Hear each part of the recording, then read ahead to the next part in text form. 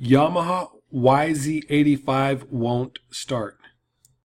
So if your YZ85 will not start up and begin to work, or if it starts up and shuts off immediately, then use this troubleshooting guide to fix the problem.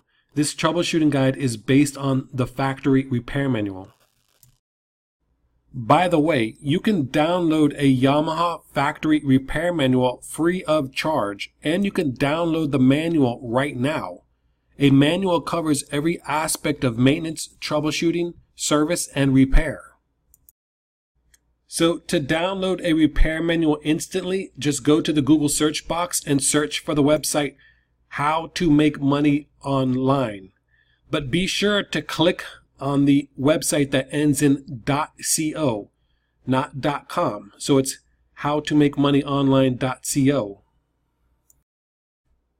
When you get to the website, it should look something like this. Just scroll down to the bottom of the page and click on this link. Then find your model and double click on it.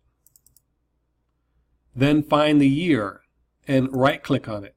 And from there you can either just preview it or you can download it to your device, whether it's a tablet, phone, or computer.